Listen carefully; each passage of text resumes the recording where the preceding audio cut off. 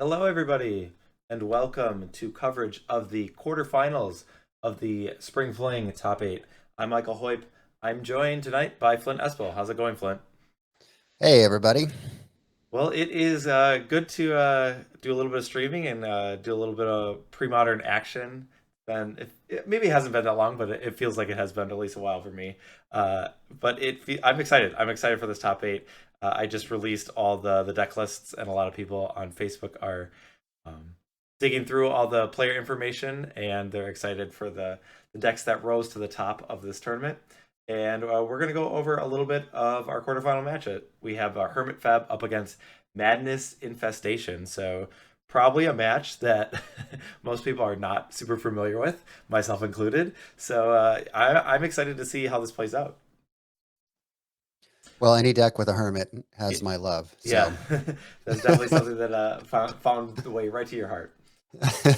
All right, I'm going to start things off with uh, McLean Denny. So he is our 4 seed. He went 7-1 on the tournament. He is playing the Hermit FEB deck, and he's from Los Angeles, California. And he says the deck is really good against decks that don't have a lot of early removal or disruption. That allows him to combo off pretty quickly.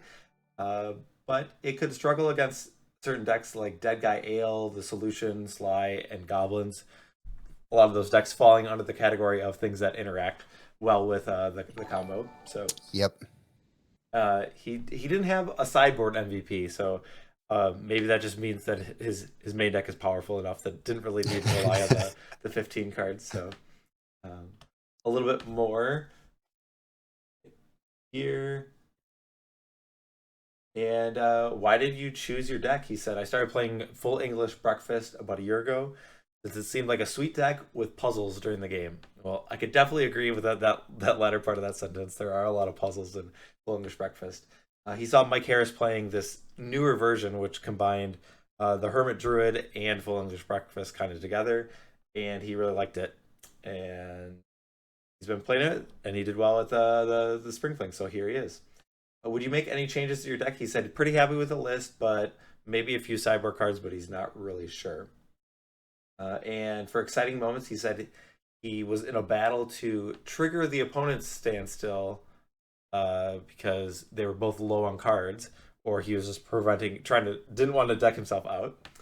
And he said even though he lost, he enjoyed that moment. So for hobbies outside of Magic, he enjoys cooking, hiking and camping, gardening, music, and movies. And why should people root for you? He said Hermit Feb is cool. Sold. Yeah. All right, moving on to Federico Kleiner. He's from Buenos Aires, Argentina. He also had a 7-1 record, finished in the 5th seed. He's playing a Madness Infestation deck, which is something I'm a lot less familiar with. And it's interesting to see in action. I feel like it's kind of I think he did allude to this, that when Anthony Harris had played in, or no, maybe it was originally a deck that who played that in uh Culpepper played it in one of the Premodern Showdown series. It was like a Hermit Druid graveyard deck with Provoking Horror and stuff. And I think this was kind of like a spin off that, and he adjusted it. I think he had seen some local players. I think it talks about it in the next slide. But moving on, he said it's favored against discard decks and decks that struggle versus go wide. So kind of the zombie infestation aspect of the deck, and then the madness aspect. Obviously, your opponent's casting cards that make you discard, and if you have Basking Rootwalla or Arrogant Worm, I think you're in pretty good shape. Does it Wait, so, struggle? so you don't name Basking Rootwalla with Cabal Therapy? It may have been done once or twice, but All right, fair probably enough. not optimal most of the time. uh, the struggles versus the rock, which doesn't every deck struggle against the rock? Isn't that how it works? No, Flynn's Oh shaking boy, his head. you So and the Rock. You and the Rock. he highlights his sideboard MVP as Winter Orb. Has been the MVP for my opponents. So apparently he's been bringing in the Winter Orb at certain times, and it's kind of backfired. So and then he said, "Why do you choose this deck? Inspired from local players playing a similar strategy, and he's been tuning it and kind of adjusted just to be a straight black green deck or pretty much. I think there's some red cards, but I don't know if he can really. I guess he can't cast it. He has a City of Brass, and he's having black green with discard and removal. Would you make any changes to your deck? He said he's already testing Wonder and Yavimaya Granger instead of Akroma and Exhume as a way to get evasion. So interesting. I think from survival lists we've seen anger a lot of times with Yavimaya Granger. Interesting to see the a different incarnation as the target to give your creatures flying and then just kind of fly over a board state to win the game. For exciting moments, he had an exciting game 1 versus Kobe on blue-white green Oath, where a bunch of removals, counters, and wraths were deployed, and he almost had an empty library, and then it was attack with a bunch of zombie tokens, a block from a Phantom Nishoba.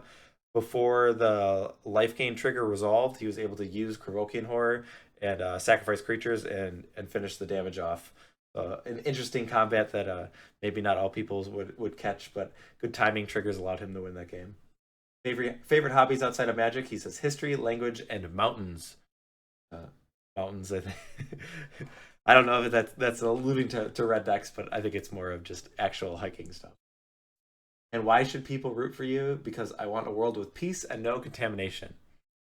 That makes me think of the last Fall Brawl tournament when we had the Fern Gully deck that had the actual card contamination in it. That was a sweet deck. All right. Let's briefly look at these decks before we jump down to our action. I will bring up the Hermit Full English Breakfast deck. So this deck is pretty complicated. I'm going to kind of simplify it and not go into too much details, but there's basically 2 combos jammed into one here. Step 1 is Hermit Druid. If you play the 2-mana creature and you activate it, it's going to mill cards from your deck until you hit a basic land. This deck doesn't have any basic lands, so it's going to mill the entire deck. At that point, because all the cards go in your graveyard at the same time, you're able to reorder it. There's this pretty convoluted combo. We'll see. We'll go in more depth if it actually comes up, but basically, if you're able to flashback Krosan Reclamation, which can shuffle some Unearths, you get back a Volrath Shapeshifter, which can see a Karmic Guide, which can get back a Psychatog, and then you can like exile stuff and then make a big hasty creature. That's step 1 with the Hermit Druid side. The other side with Survival of the Fittest, funny enough, it's still a pretty complicated combo, and it's less complicated than the one I just talked about. It's usually you get Phyrexian Devourer in the graveyard, and then with a Volrath Shapeshifter, it has that ability. You start exiling cards, you have a Triskelion in your hand, and once it has 20 or more counters, you switch it into a Triskelion, and then you can shoot those counters at your opponent to kill them. So other than that, the deck has a few kind of like silver bullets, but then also a little bit of disruption. There's the Cabal Therapies, Mesmeric Fiends. There's a shallow grave that sometimes the instant speed can catch an opponent off guard, but a really combo oriented, focused on just killing your opponent. The next deck is the Madness Infestation. So there's a few elements here. This is also as a survival deck, though when you have Survival of the Fittest in play here, it's not nearly as broken as what McLean is doing. So here you're kind of going for a value game with Basking Rootwalla or Arrogant Worm to take advantage of survival. There is a package of getting Akroma if you do have Exhume in your hand that you can just reanimate an Akroma and get a 6/6 Flying Trampler, haste, protection from black, protection from red, Trampler. But other than that, like the other card is like Zombie Infestation, and so with cards like Krosan Horror and Squee, Goblin, Nabob, you can kind of grind people out, and you're making 2/2s every turn and possibly multiple. And so beyond that, it's just kind of this mid-range deck, and it has some discard elements and kind of just looks to jockey for position and then get a little bit of value out of stuff. So I know I said a lot of words there, Flint. Is there anything you want to add before we jump down to our match? Yeah, I think we've kept people long enough. Let's jump into it. Okay, so here we go. Let's jump down. If you want to let our players know that they can begin, we have McLean Denny on the left playing the Hermit FEB. He is the higher seed, so he gets to choose whether he wants to play first, which he does. And looking at the players, it looks like McLean has Mulligan to 6, and I think Federico has a full 7. So Flint, if you had to take a stab at it, what deck do you think is favored in this first game before we see the sideboard? Oh man. Um, whichever deck has discard and a survival in the opening hand, I would say. Okay. So I think Denny's favorite if he can open up on a discard spell here and then follow up with a survival. Yeah, I definitely feel like McLean has the more powerful deck. Like I think Federico kind of has to play the control role kind of thing, or it's kind of like if McLean doesn't have the combo, then maybe like Federico can execute his normal game plan. But I think McLean is doing like a more powerful thing, and Federico doesn't have too many ways to interact. So I think on the first game it's a little bit problematic. So we do see a Cabal Therapy being cast. It's a duress. Oh, duress from Federico. All right, even better that he isn't gonna miss. So he's seeing a Volrash Shapeshifter, a Phyrexian Devourer, a Cabal Therapy, and a Reflecting Pool. So the Cabal Therapy is going to be taken, and kind of leaving with McLean with kind of a clunky hand. So doesn't really have any of those really like turbo elements with which would either be a survival or a Hermit Druid. So this is kind of like I think how step one of the game plan that we want that Federico really wants. He wants not to die in the first few turns, and then kind of he can get things going, even and then kind of like use an engine where he gets survival, or if he just kind of has Wild Mongrel into Arrogant Worm and apply some pressure. And step 3 is profit. Yes.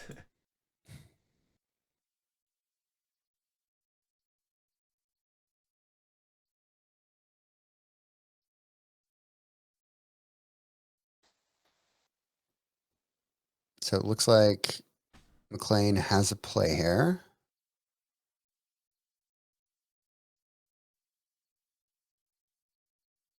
Or not.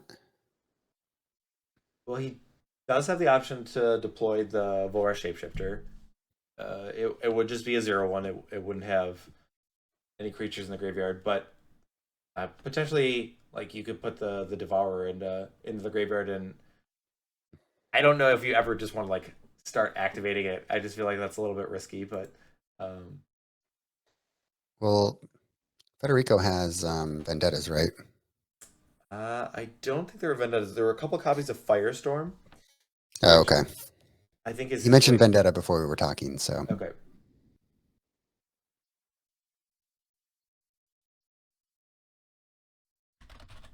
But yeah, playing around Firestorm is something that maybe you might want to consider. But it looks like survival is the card drawn. So we kind of talked about how nothing was turboing out, but a turn 3, right? Yeah, a turn 3, or is that turn 2 survival? turn 2. Yep. So avoid the duress. That's what you need to do. Yeah.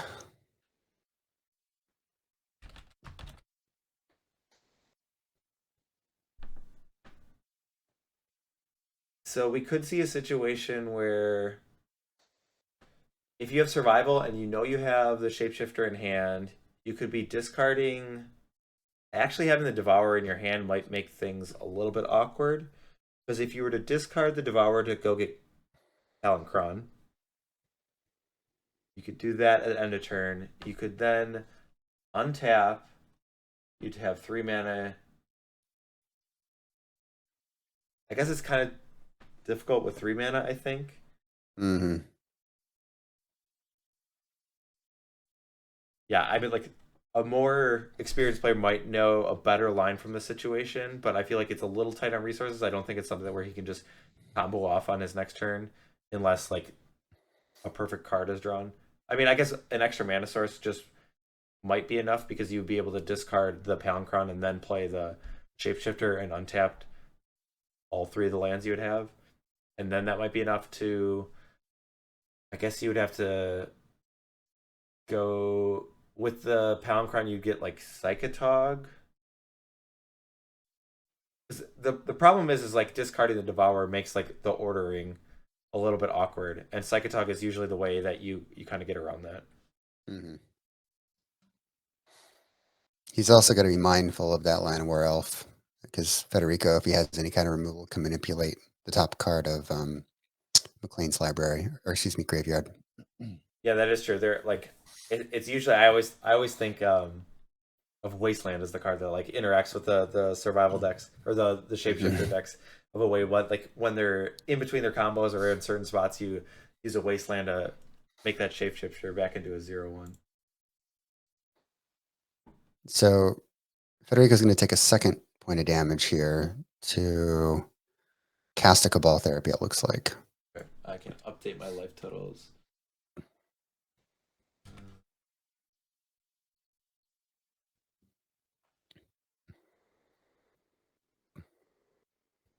So he has full knowledge of McLean's hand. Think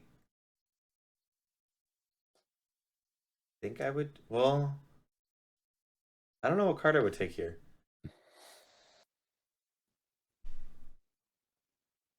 Hmm. Because it like putting the Devourer into the graveyard is a little bit beneficial because I think of certain graveyard order. Because if you just make him discard the shapeshifter, I guess that might also slow him down enough. Okay, looks like he opts to take the Volra shapeshifter.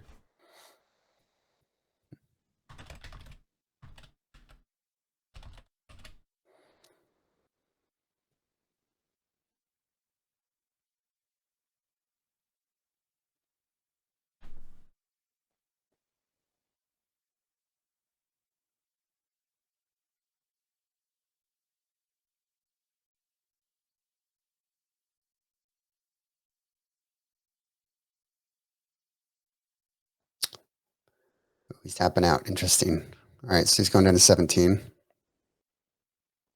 He's playing a Basking Root Wall. He does also have the option to flash back the therapy right away. So McLean does have the option to use survival. But we'll know what the card is. You might do it to just get Squee. Yeah, that's totally fair. I think it's probably worth it. Yeah, I mean, I guess the biggest downside here is that you have to use the counter right now. But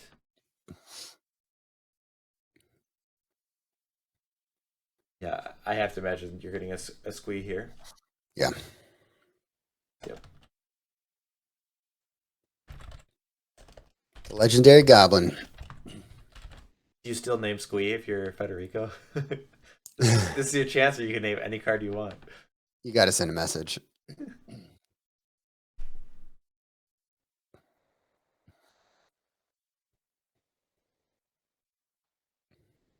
I guess it's technically correct to name the Squee, so they might forget their upkeep trigger.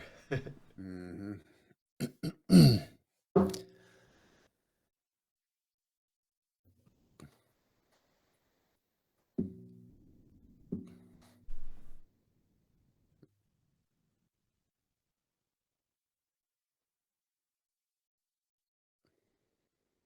Federico's just asking about his lighting.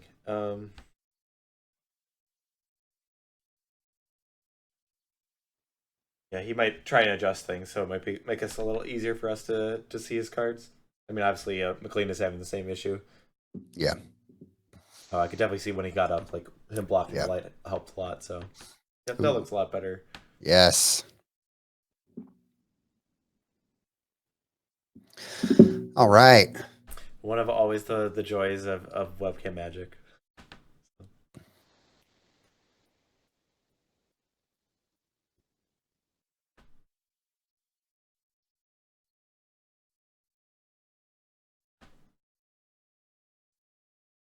You remembered the Squee, Michael. I think he's played this deck before. Yeah, that might be the case. Hermit FEB would be a very daunting deck to just like pick up and play for the first time and not have any experience. It's one of those decks where you could play it, like you can goldfish it, and yeah, it's like, oh yeah, everything's like pretty easy. I got this down. And then when you play like a real opponent and they have like different little things of interaction, it makes the comboing off a lot more difficult, and it's kind of hard to replicate just by playing by yourself. I would definitely agree. All right, so he drew a City of Brass. Now that Federico's tapped out, and I have to imagine he's gonna do some things. finger tapping. He's so okay. So if Squee to get, I feel like you need another creature. If you Squee to get Palinchron, Palinchron to get Vorash Shapeshifter. No, because you don't have enough to play this Shapeshifter this turn.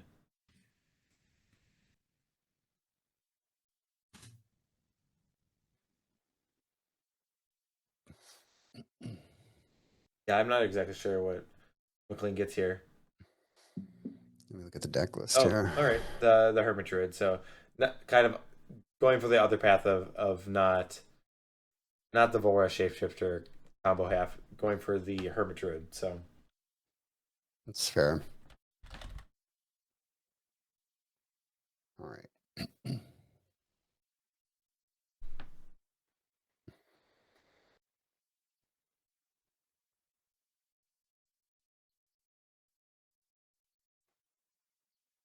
right. There he is. So beautiful. So beautiful. So McLean does have enough mana that during his upkeep he'd be able to use the Hermit Druid. He would have 3 additional mana, be able to flash back a Krosan Reclamation, and put 2 Unearths back in his deck, and then draw an Unearth and cast it. Yeah.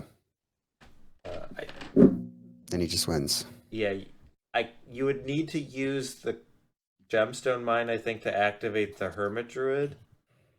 I guess you could do it for the Krosan Reclamation. Maybe not, because I would use it to activate. Yeah, you don't want that Gemstone Mine, Right. the top card of your deck. Definitely do not. And your reflecting pool is still good because you have the City of Brass. Mm-hmm. So it looks like, you know, you were right. There's the 2 Firestorms in Federico's deck. So I think that might be his only out. I'm just looking. Oh, and we do see a Firestorm. So definitely discard 1 card, which is a Basking Rurala. All right. Yep, just get rid of that Hermit Druid. The only problem here is like there's a survival and a Squee, so we might just see the same play this next turn. We come back, we might activate Survival of the Fittest, go get another Hermit Druid and play it. I mean, and yeah, and you, since you aren't using the Gemstone Mine there, you still have it available for the next upkeep. I mean, if it was the play last turn, I think it's what I would do now.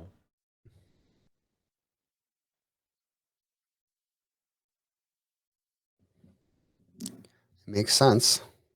Let's see if he goes for it.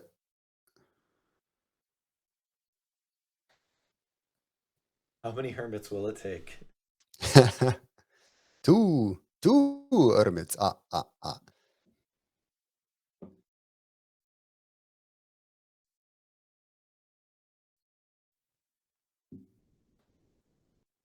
right, we're trying this again.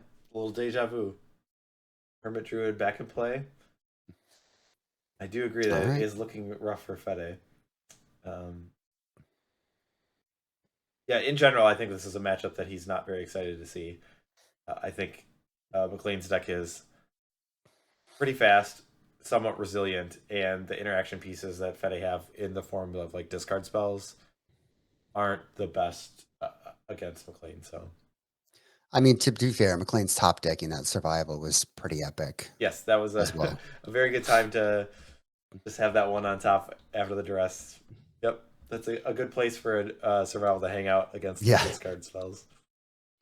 The old eighth card or ninth card, I guess. Yeah, because this game, it definitely looks a lot different if McLean doesn't have that survival, because we did see his hand was kind of a little bit clunky, and then Federico's probably able to play his cards in a much more manner where he's applying pressure. The Basking Rurala probably doesn't need to be sacrificed to a Cabal Therapy, and he's able to pressure a life total.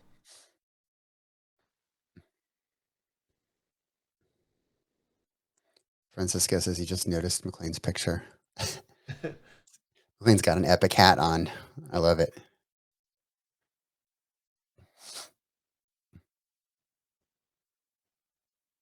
You could duress the opponent's deck if you play like a Vision Charm. Just mill those four cards. This is true. Okay, so let's see. So he gets to do his thing. I'm looking at Federico's deck here. Firestorm, the other Firestorm, and that I think is it. Yeah, Yep, we're at the point where we're activating Hermit Druid. So we with are the using the gemstone. Gemstone Mine right Yep. here. Very good. Right. Slam that deck. Yeah, with the deck list public, I guess you don't really need to go through. I guess technically there's an unknown card that maybe like Feta could deduce what he has in his hand, if that's relevant. But here we're just reordering the graveyard since they're all going into the graveyard at the same time. So Palinchron, Karmic Guide, Psychatog, Volrash Shapeshifter. Here's a Shallow Grave. It's getting all the key players. Okay. And a Cabal Therapy. So I think the pretty standard is to have that. Well, I guess the next step is we're going to flashback Krosan Reclamation. I'll bring that up. That is going to allow him to put 2 cards from his graveyard and shuffle it back into his deck. Since he doesn't have a library right now, that will become his library. If he puts 2 cards like Unearth, he'll draw an Unearth. He'll be able to play an Unearth on a Volrash Shapeshifter. Get a The Karmic top card Guide. is a Karmic Guide. He's able to return a creature, which probably you pick the Karmic Guide. The Karmic Guide comes back into play. That will return a creature, and you can return it so that the I don't even know what you need to return, but you can then get the Shapeshifter to be a Psychatog if it's the next card down. And then you start like activating the Psychatog to give that creature pumps. And then your last activation is to make it so that Akroma is the top card. So then it would have haste, flying, and trample, and a bunch of power from the previous Psychatog activations. It's going to take a point here.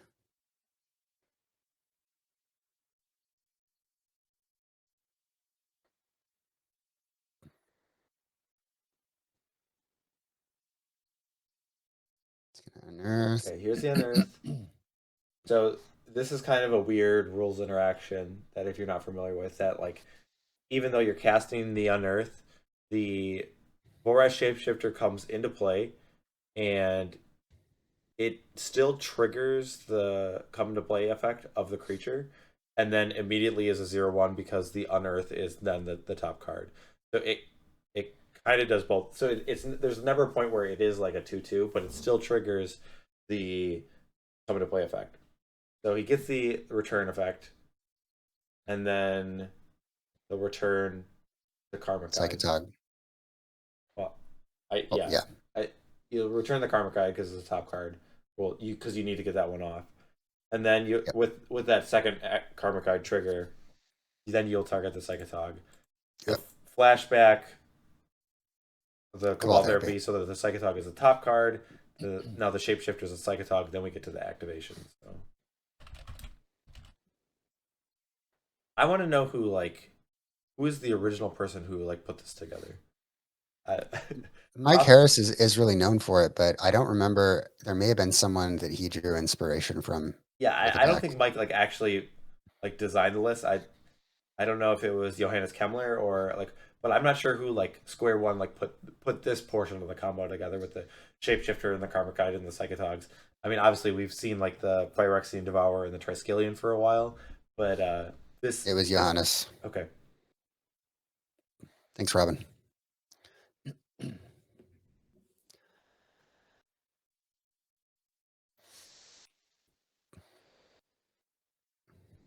All right, there's a flashback. Yeah, and name Hunted I don't even think Wampus. that there is a card really that would interact with what McLean's trying to do, but it's just Clean will do the same thing against an opponent, and it actually I think is I don't know if it's required, but like at least the way they chose it, I think to get that Psychatog back on top, you need to do this.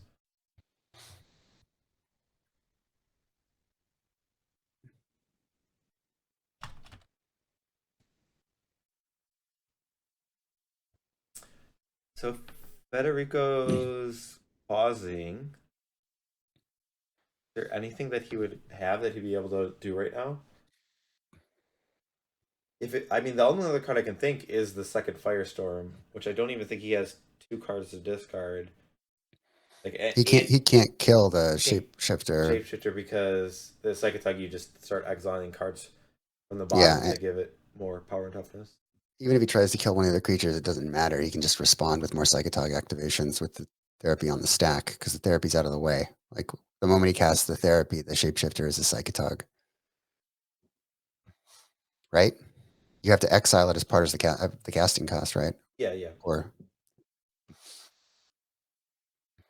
I don't think there even ever was a window. Like, because there was the time when you cast Unearth on the shapeshifter, where it is a 0/1. But if you kill the shapeshifter, then you just target the Karmic guy would just bring back the shapeshifter, right? But then you don't have a Psychatog to sack to put on top. So maybe there was a short window.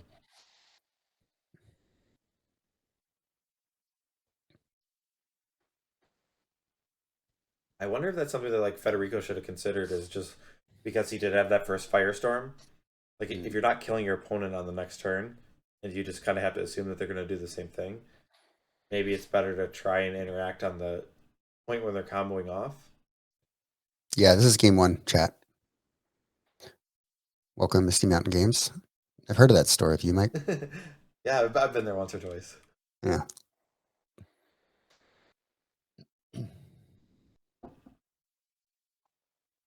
So he is casting a Naturalize here, but McLean's just responding.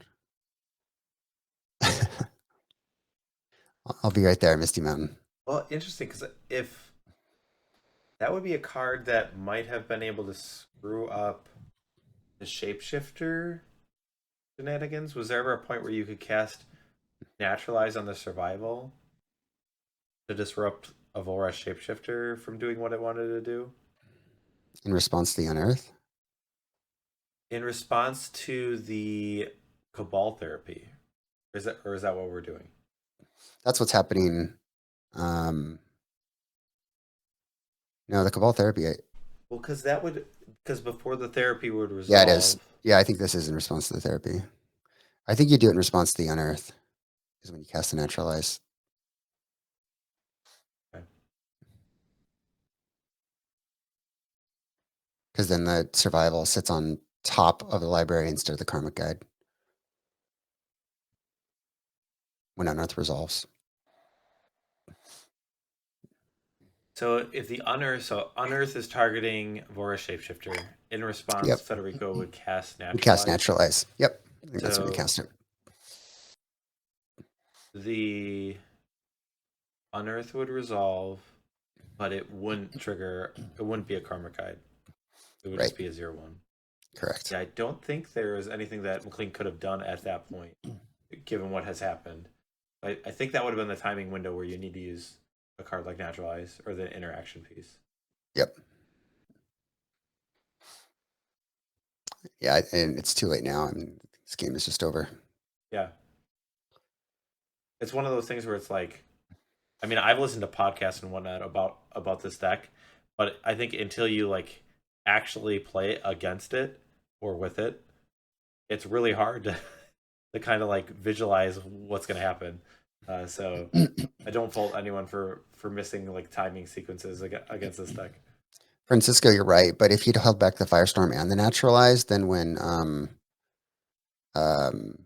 he could have Firestormed the first time and then naturalized the second, right? Or could he do it the other way around? If he naturalizes the survival with the Unearth trigger, targeting the shapeshifter, and then when Denny casts the second Unearth to get a Psychatog. Then he just kills the shapeshifter with Firestorm. Then he wins, right? Is that the line? So first cast of Unearth, naturalize the survival response. Okay. And the shapeshifter's been targeted. It comes into play. It's a 0/1. Yep. Then he draws a second Unearth, and now he's got to go get, I think, Psychatog, right? Well, he's got a shapeshifter in play. You can get the other shapeshifter. There's still a second one in the graveyard. Does that change anything? But he's got to get a Psychatog. He's got to manipulate his graveyard. And he's got to get the Psychatog on top. So he casts the second Psychatog, and then in response, Federico casts the Firestorm and kills the shapeshifter that he has on the board. He's just dead. Well, he's got to have a blocker for the Psychatog. Let me say that, because the Psychatog.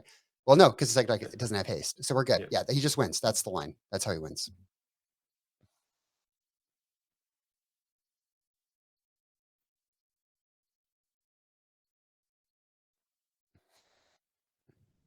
I do think I have my life totals are probably not up to date, but I don't think particularly important in this spot. Oh, we got the quest for the shark here. I know that guy. Hello, Jeff.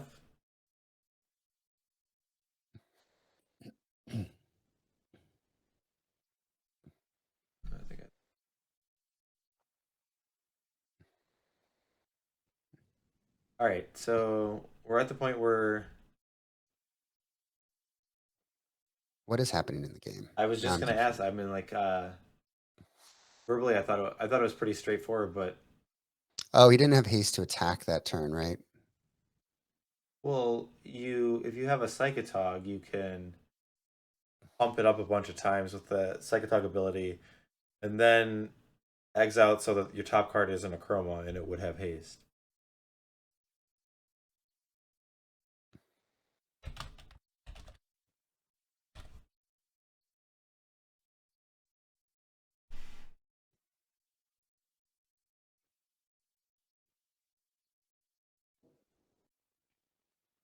All right, this should be game.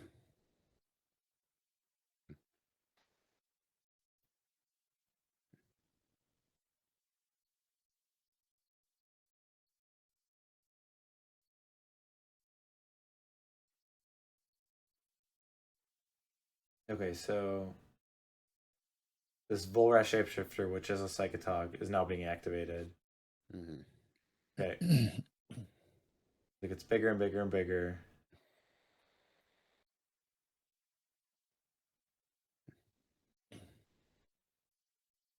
Then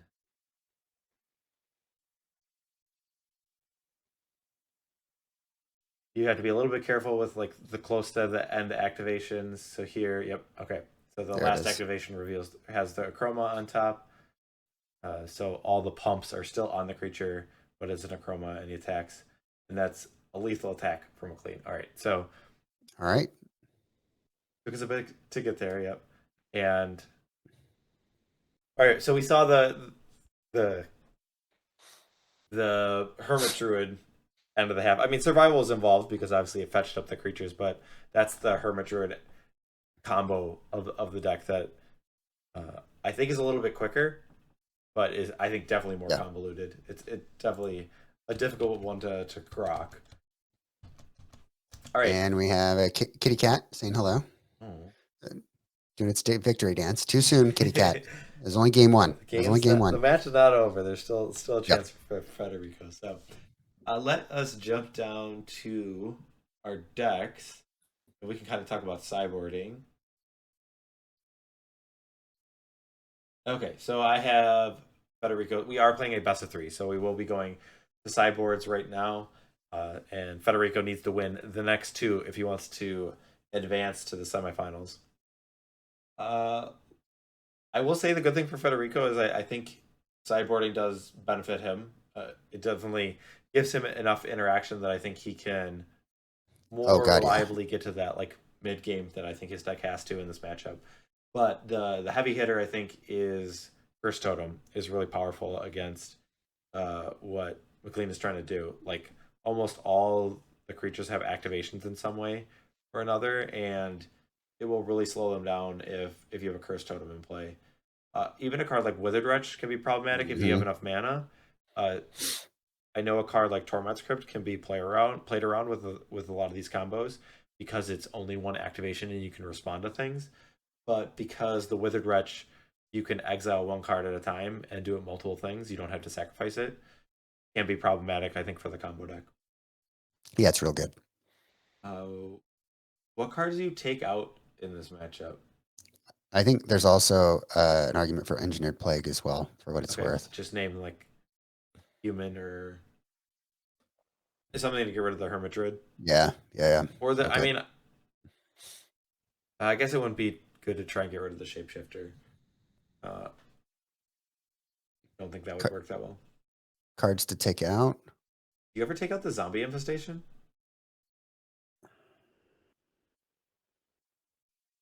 What's better, the Infestation or the Mongrel? I mean, on its own, I think the Mongrel. Like, one's a 2/2 that enables your madness, and the other one is like a card that you have to pitch 2 more cards to make a 2/2. I think you got to be pretty aggressive in this matchup, and like I don't know how often you'll get the point where you're able to. I mean, I guess if you have survival and you're getting a bunch of squeeze, then Zombie Infestation is at its best, but I'm not sure. I mean, is the Akroma Exhume like package too cute for this matchup? That's definitely a possibility. I think I might cut those 3 cards to start. Okay. And then I would probably maybe shave like an Infestation, maybe shave, I don't know, a Mongrel or something. I mean, Duress is also a card you might be able to cut. Like, I mean, Survival of the Fittest is really important, but like, there's a lot of creatures in the deck, and you have to have a very specific window of when you would cast the Duress, because basically the opponent can just cast it on turn 2, and beyond that, like anytime they just draw it, they would just play it. Yeah. So I think. I'm sorry. Go ahead. I would say, I can see taking out the Duress. I think that the 2 totems and 2 wretches are amazing, and then I think after that, then it's a matter of Plague and or Naturalize. But Plague might even be better than Naturalize. Yeah, I think Plague can be pretty proactive. I am going to bring up McLean's deck. We're going to look at what is available to him. Swords of Plowshares, Engineered Plague, Gorilla Shaman, Ghitu Slinger. I think that's an extra Squee. It's Rave Revelation, Oromancer, Intuition, and Uktabi Orangutan.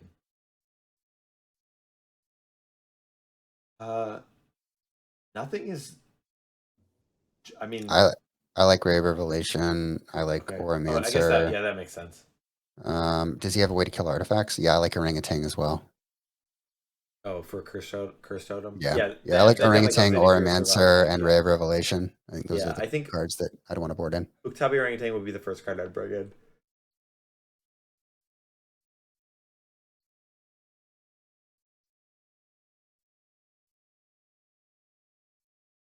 But Robin's saying that this is going to be all about anti-hate for McLean. He needs Slinger, Swords, Ray, and Uktabi, and Gorilla Shaman. Why Slinger? For Ratch, I guess. Yeah. Okay. Yeah, that's fair. I guess the Swords also hits the Withered Wretch, but I'm surprised. I wouldn't think that McLean would shift that much to a controlling role. I thought he'd kind of be like, I'm the more powerful deck. You kind of have to like respect what I'm doing, and not try to be as reactive. But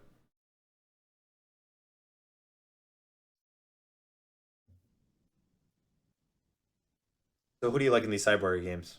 I mean, I definitely think that I think Fittest chances get way better. Yeah, I think his deck definitely improves more. Yeah, I think it's a much closer game 2 and possibly game 3 with those very significant sideboard cards coming in. I mean, Totem can just be backbreaking. Like a turn 1 Duress taking a survival and a turn 2 Totem is just brutal. It looks like the players are shuffled up for the most part. Are we ready to go back down to them?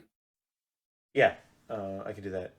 Yeah, so Robin was talking about like how much that like the sideboard cards, how much the sideboard cards like do against McLean. But I mean, your answer is just to draw survival, and you don't need the swords. You could just have the Slinger and the Uktabi Orangutan, and you kind of have both those bases covered.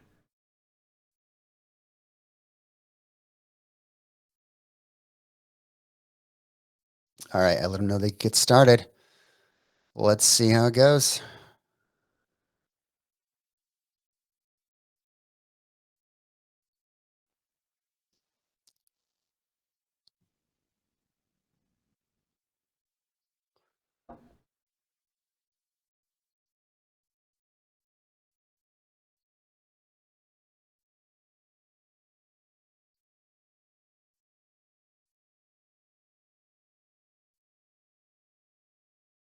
All right, looks like we have a Mulligan for McLean. So going down to at least to 6 cards. I'm gonna grab some water real quick while he mulligans. Okay. All right, chat. I want to hear who you're rooting for in this game 2. Are we excited to see the Hermit FEB deck combo off, or are we looking for some Basking Root Walls to madness their way into play?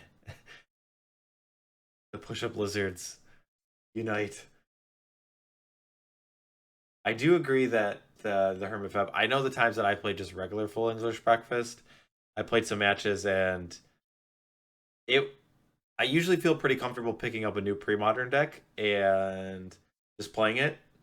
And this deck was not the case. I was like, there were so many moments I would be there and be like, man, I feel like I should be doing something better than what I'm actually doing. And it was kind of an unsettling feeling because it was just like all the time I felt like I was playing unoptimally.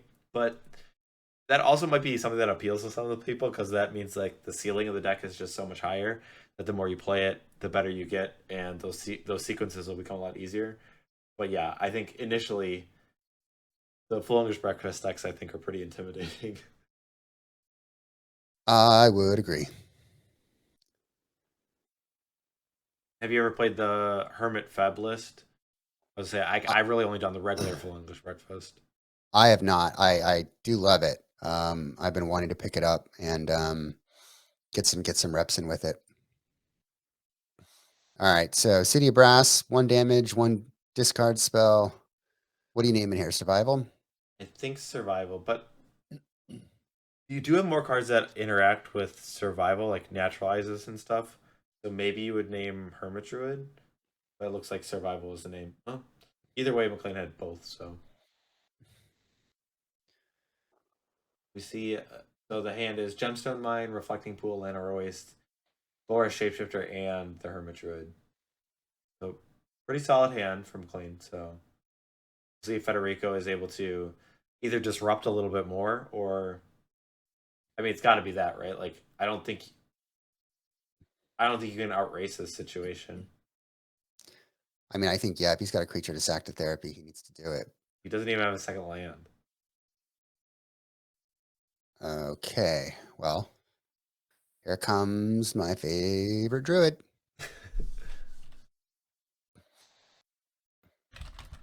Also my favorite hermit, coincidentally. I don't even know if it's my favorite hermit, but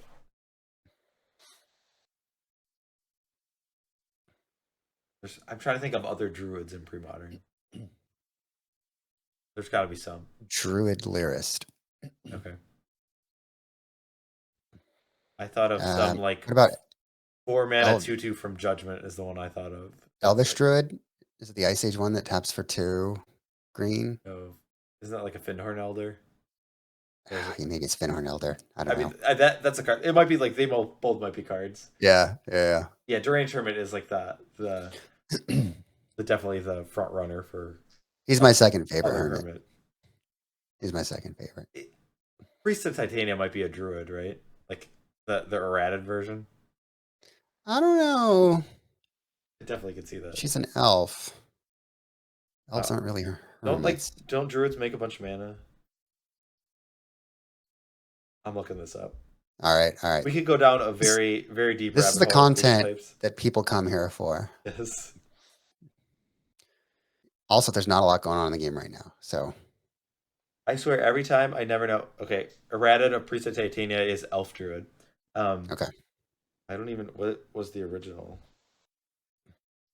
But I can never remember if it's Priest of Titania or Priests of Titania. I think it's singular. Yes, it is. But the original was just an elf, but it has been errated. Is Kamal a druid? The Fist of Just Krosan. games. Yeah. Ooh, that's a sweet druid. That's got. We also have Thrist Nantuko Primus. Okay.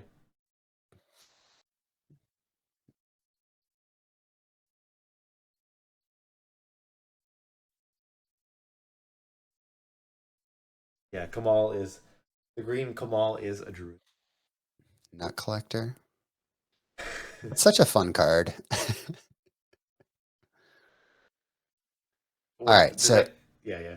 I was just gonna say it looks like Feta is still thinking here, so he is gonna make a move. I mean, his tournament life might be on the line, kind of thing. It's like because we do see. I guess McLean won't be able to kill him next turn, right? Because he only has 2 mana available. Like you can't activate the druid unless you have Unearth in hand. I think is the only way, right? Yep. Because if you need to flashback Krosan Reclamation, then you don't have enough mana. But so Federico might have 2 turns, or maybe I guess it would only be 1 full more turn. Oh, Cat is making another early appearance. Too soon, Cat. Too soon. We've been over this. Sheesh.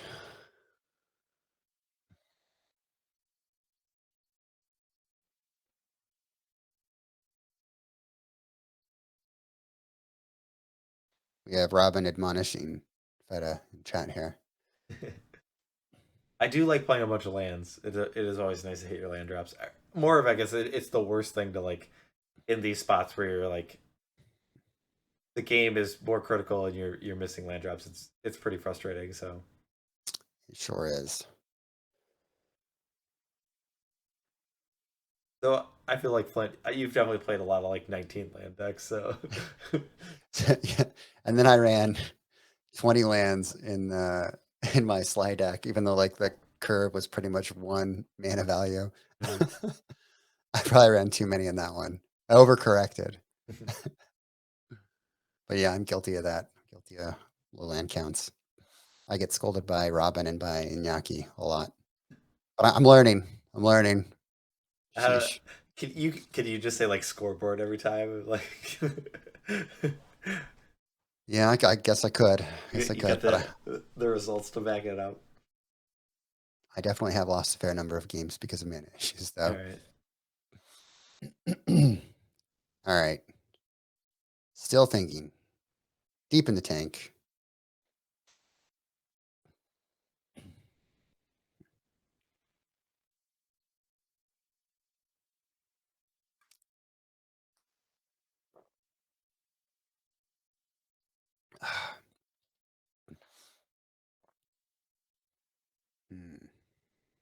Did they message us? Yeah, I don't know. Like, all right, so he's going to do it. All right, he's going to Firestorm. All right, I would say like, what other card would you be considering? I guess maybe another Cabal Therapy, but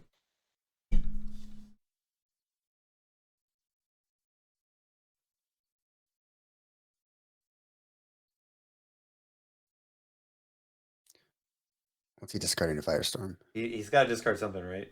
Yeah, he's got to discard at least 1. My guess is not a Basking Root Walla. No push-up lizards. Oh no, it's a Squee.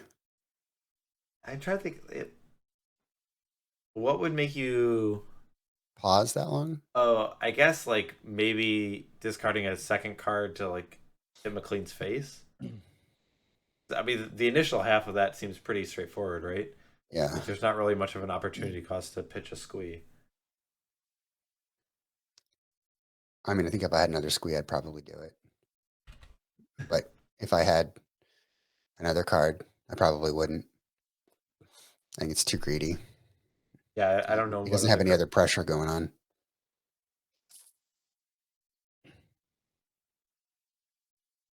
Yeah, I guess it's awkward with the shapeshifter just having the ability to be a Hermit Druid. Kind of frustrating for Federico, where you like try to interact with the Hermit Druids and there's just like the redundancy out of the combo deck is really annoying. Oh, he must have survival in his hand. I would say that option is no longer for McLean since he's cast a Cabal Therapy that goes on top of the Hermit Druid.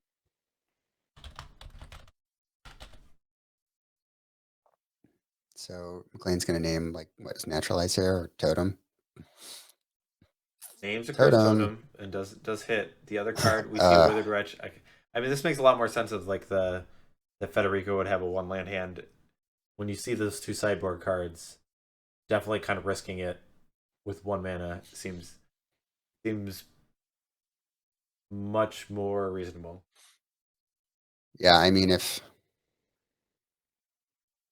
Totem gets oh wow. What a hand. Yep.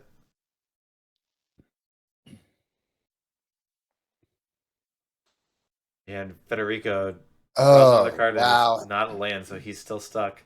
We see a zombie infestation, a survival, an arrogant worm, and a withered wretch, and 1 unknown. And now that's not a firestorm. This might be game. Yeah, McLean's on tapping with a Hermit Druid. And I mean, I think Federico will get 1 more turn. Well, if he has 1 more mana, he can put Palinchron on top, right? Okay. Yeah, the Gemstone Mine has 2 counters, yeah. Or if he has an Unearth, then he can unearth a shapeshifter from his graveyard. Oh, he's going to do it end of turn and Reclamation end of turn. Okay.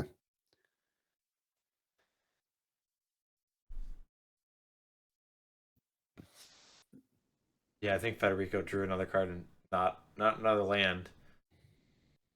And so I think Flint is going to be able to combo off and like I mean, not 100% sure because there's 2 unknown cards, but it's almost like a green light for him to do free range.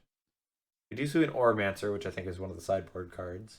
You're probably expecting a little bit more interaction with a card like Survival of the Fittest. I mean, Vendetta is so it's Vendetta or Firestorm. Okay. Those are his options. Federico's options to live.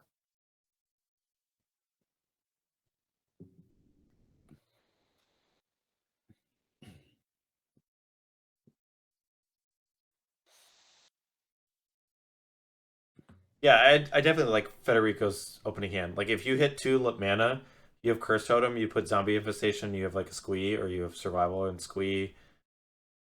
I mean, the amount of time that I think that McLean has to get rid of that Curse Totem, you'll probably just have enough zombies in play to kill him, I think. I mean, what a hand. Zombie Infestation, Survival of the Fittest, Gravican Horror, Withered Wretch, Squee, Totem. I mean, he had a great hand. He just needed to draw 1 more land. That's brutal. Brutal, brutal, brutal.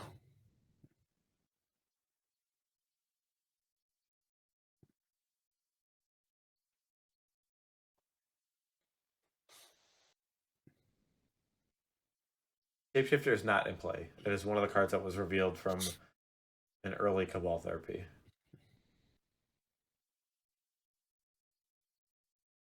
Alright, so we have the end of turn, activation of the Hermit Druid. The deck is arranged, and a Krosan Reclamation is flashed back so that 2 Unearths are shuffled back. Squeeze go back to hand. We draw 1 of the 2 Unearths. That will put the Shapeshifter, and we'll kind of go from here, but I think this is the Shapeshifter, get a Karmic Guide, get a Psychatog, sack the Psychatog. The Shapeshifter's now a Psychatog, use activations to pump it up, then make it an Akroma and attack for lethal damage.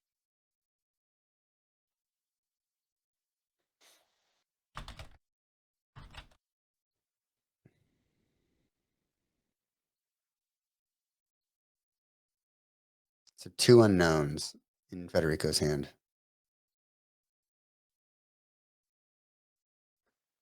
All right, there's the Unearth. There's the Karmic Guide. Here comes the Psychatog.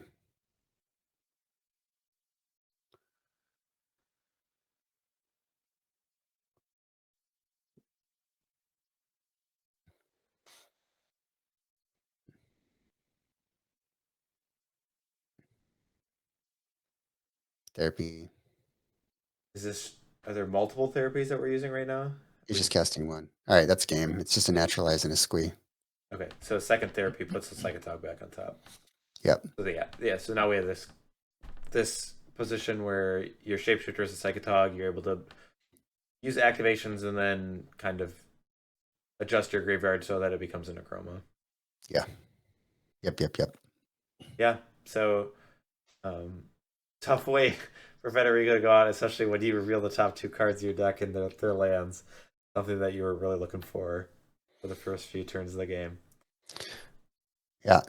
Bad beats for Federico, but well played by McLean. Yeah, and also great job for Federico for playing like a off meta innovative deck and doing well with it.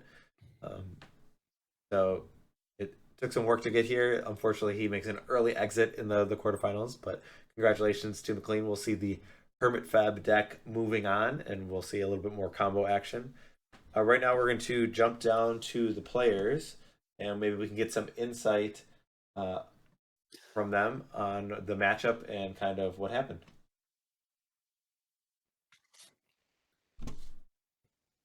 It's pretty. I have to like go find.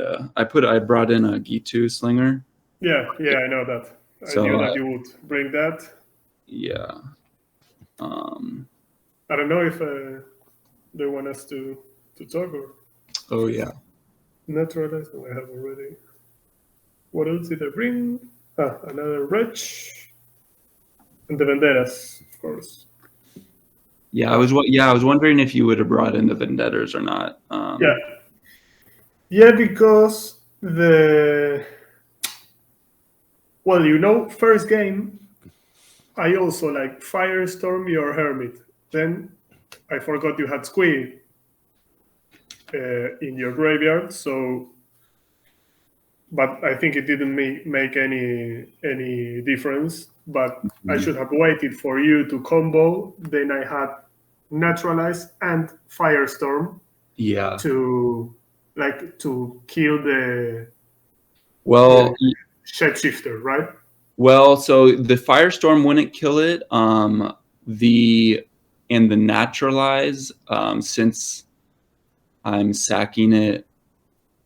Since I'm flashbacking Cabal Therapy, that naming Naturalize, then I mean with Naturalize, I made your shapeshifter a nothing, a 0/1. And I think you had a window when Unearth was in your graveyard to kill shapeshifter with Firestorm. Because it's a 0/1. Yes, you could. Before the Karmic Guide would bring the Psychatog to play. Yeah, I would do the same thing though again, where I just do it the next turn. But no, that would have it could have. No, but that's what I'm saying. If I had Firestorm and Naturalize in my hand at the same time, I could have done it twice. But you still have a Cabal Therapy. Yep. Like, in fact, you did. Like, you wanted to name Naturalize. I responded with the Naturalize, and then you said, okay, I'll name Firestorm. So if I would have it in my hand, you would have still got it next turn. So, Oof. And this is what I took out. Yeah, the like more grindier 3 worms, 1 survival, Axiom and Akroma, and 1 Cabal Therapy. Yeah, I brought out Fiend, 1 Elf, a Cabal Therapy, and a Shallow Grave. Yeah. But you were the faster. Yeah, I figured I didn't want to take out much because I just wanted to try to go fast again. But I got really really good hands for sure. Yeah, I think I had nothing to do. Like I can't blame my hands. Well, this second game I had no lands, but it doesn't matter. Like for game 1, I had everything, all the discard and Naturalize, and this game too. Like we were talking, right? Like I had everything. Yeah. All my natural combo itself, like some Infestation, Squee, Krosan and Horror. But there was nothing to do at all. I don't know if it was enjoyable for you guys, the match. Oh yeah, I gotta unmute them, right? Yeah, I unmute them already. Oh, I haven't unmuted them. Whoops. Hi guys, can you hear us now? Yep. Yeah. Hey guys. Yeah, we were just listening, and I mean, obviously that was the biggest, I think, point that we were talking about is those few turns of Federico, of when you could play things and if it could make a difference. A tough spot for sure, but yeah. And then it's unfortunate, I think, for game 2, after we saw your hand and saw all the powerful cards that you could cast for 2 mana, that hand definitely looks like it would definitely worth the risk of missing land drops. And it's unfortunately totally. The lands just weren't on top of the deck. Totally. Yeah, it would have really slowed me down. I would have had to tutor for all these things, and yeah. Yeah, I was comfortable with the fact that I had a Cabal Therapy. Like I could somehow have a play game turn 1 and then defend what I had in my hand, and then I had 1 or 2 turns to draw the second land. And maybe if I can like stop you with a Curse Totem and then quickly playing some Infestation and start to put pressure with the tokens. Yeah, maybe I would have got some more, but because of so you therapy weighted the survival, and then my next draw was another Hermit Druid. So if you would have had a creature there, I'm sure you would have named Hermit Druid, and we got 2 of them. So that would have been really. Yeah, that too. Like I wanted also a creature to maybe to take the shapeshifter after. I said, okay, I can draw a Root Walla and then flashback the Cabal Therapy to take the shapeshifter because you can put it into play. Yeah. But then you do the other Hermit, I think. Yeah. So yeah, very cool deck. Yeah, it was a cool match. I enjoyed it. Yeah, me too. Yeah. Yeah, I don't have much to add. I think you guys summed it up pretty well. Flint, is there any questions or comments that you want to make? Just want to say congrats to both of you guys for making it to the top 8 with 2 pretty cool combo decks. Obviously, Hermit FEB is a little more well known than your deck, Federico, but 2 cool survival decks doing really fun things. I'm partial to Hermit Druid, obviously, but I do love Zombie Infestation and Graveyard Combo more generally. And so really cool decks, both you guys, and congrats on getting this far with those. Yeah, thank you. Thank you. All right, with that, I think players, we can let you go, and we will see McLean later in the semifinals for whoever you were up against. We need to figure out who you will be playing, as this was our first quarterfinals. But thank you, players, and we will see you soon. Thank you, guys, and the best of luck, McLean, in the semifinals. Yeah, thank you. All right, guys. All right. Bye-bye. All right, Flint, so wrapping things up. Yes. Who's up next? I still have to figure out scheduling. So I'm talking with a lot of the players. Part of the issue is I have a lot of limited availability, and so it's finding a time that works for the players and both myself. So likely Thursday, Friday, or possibly Sunday, we're going to probably try and get some of our matches. So look out on social medias. I'll try and keep everyone updated when we have our next quarterfinal scheduled and which match that'll be. But the rest of the top 8, I'm pretty excited for. We have some new tweaks or some decks that like are a little bit adjustments, and then some kind of like of the, some might say vanilla, like I'm thinking landstill kind of thing. But you know what? I am always a fan of that classic blue-white archetype. But fan still of the land still. So yeah, so we have more cool decks to show in the Spring Fling top 8, and I am excited to continue some coverage. We'll probably have a few different casters for the quarterfinals, but it is likely that we see Flint later in for either the semis or the finals. So look forward for Flynn jumping back in the booth later. But just want to thank everyone who's able to tune in. I know this was a pretty late stream for a lot of people, so thanks for staying up late or and tuning in to support the pre-modern community. But and thanks for the subscriptions. We had a few that went around and some follows, so I appreciate that as well. Thank you, Flint, for jumping in the booth with me. It's good to get back in the saddle with you. And yeah, always a pleasure. Fun doing some commentary. But if there's anything you want to add, but otherwise we can say goodnight. Thanks for tuning in, y'all. All right. Take care, everybody. Until next time.